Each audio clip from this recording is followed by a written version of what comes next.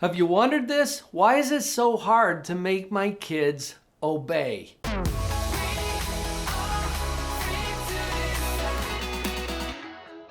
Hi, I'm Dr. Paul Jenkins. I'm a professional psychologist. I've worked with children and families for my entire career, over 30 years now. Let's answer the question first, but then let's take a look at a new way of approaching this. What it comes down to is a basic principle that I call moral agency. Agency is simply an acknowledgement that each of us, our children included, are in charge of their own life. Now, I know your kids aren't in charge of every aspect of their life because you share that with them. And without you, they'd be in big trouble, wouldn't they? But who is it that gets to decide whether your children listen or obey? And let's narrow it down. If I give you multiple choice, either it's your kid who controls this or it's you who controls this. Yeah, you see it, don't you? I've shared a story before on this channel about a time when I was doing a little home improvement project and it involved a little plumbing.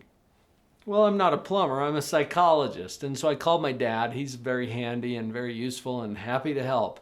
And I said, Dad, what do I need to know about this? And he said, Paul, there's only 2 things that you need to remember about plumbing. 2 rules, basically, for plumbing.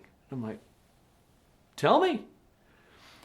Rule number 1, water runs downhill. Okay, good to know if you're plumbing, right? Rule number 2, don't lick your fingers. Dad was trying to be funny, but he actually had a really good point here. If you've ever installed a toilet, you know exactly what he's talking about. Water runs downhill. That's a natural law. When I apply that to parenting, it sounds kind of like this. Some things we control, other things we don't. That's not an opinion, it's a natural law. Notice it. That's water runs downhill.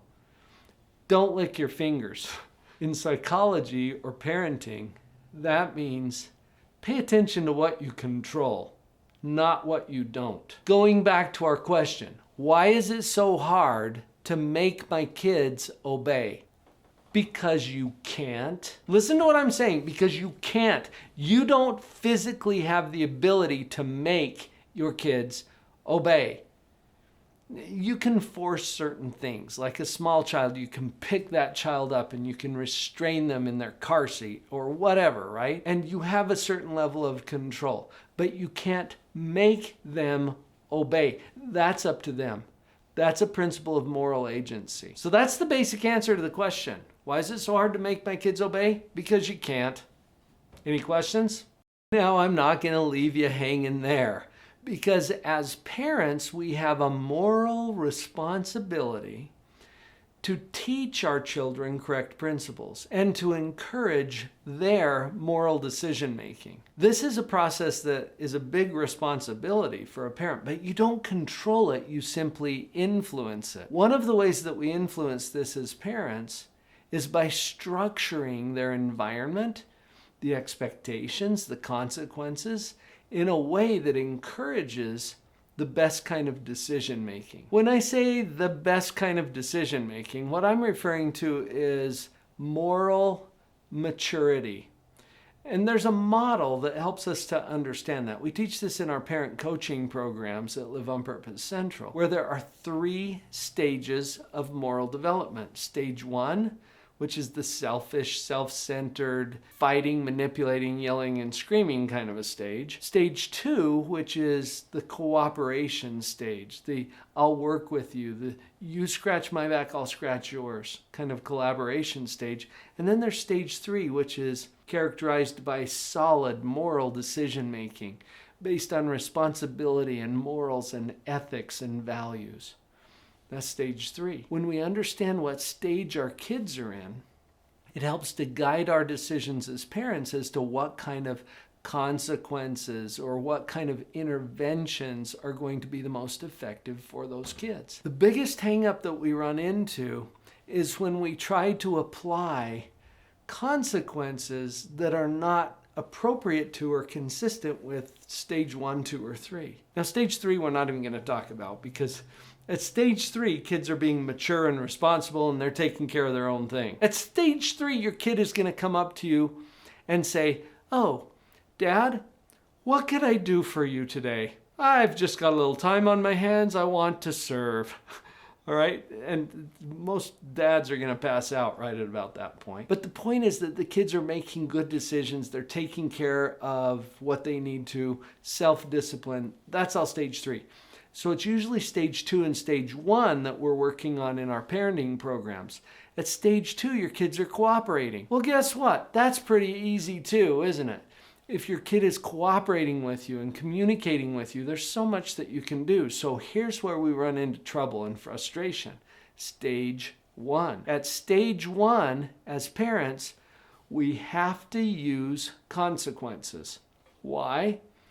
Because that's the level of moral reasoning that's going on at stage 1. Look, a kid on stage 1 is only going to do the right things if there's something in it for me, or if I'm going to get clobbered when I don't. Okay? It's very external in terms of the consequences. What that means for us as parents is that we have to pick consequences for stage 1 that do not require cooperation, because that doesn't even kick in till stage 2. And we go over this in detail in some of our coaching programs, but what I want to give to you today is a list of consequences that don't require cooperation. This is a game changer. You don't have to sit there and scratch your head about what would those be. Go here right now. The URL's on the screen, drpauljenkins.com/consequences. I put this together just for you so that you'd have a list that will get the juices flowing and you can start thinking about what are the consequences that are appropriate for stage 1.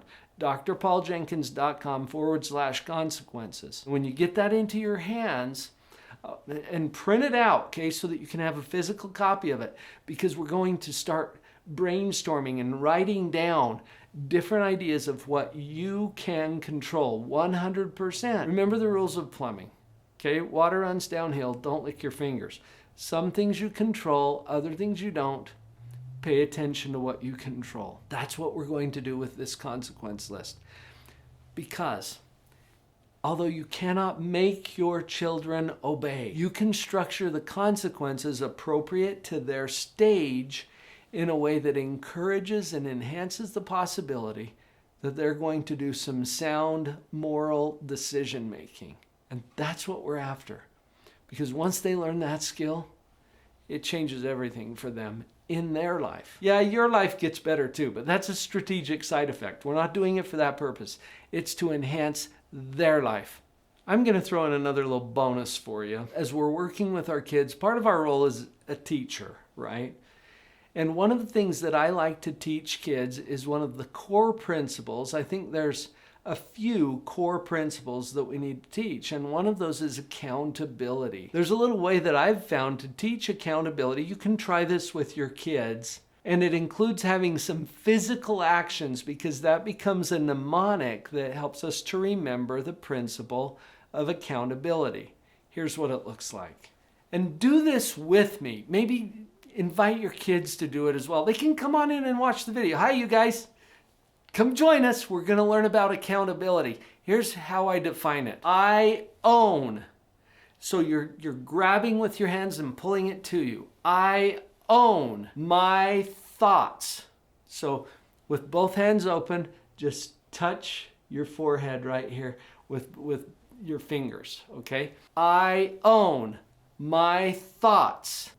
Feelings, and that's when you bring your hands down here to your chest and just put it right there. That symbolizes feelings. Choices.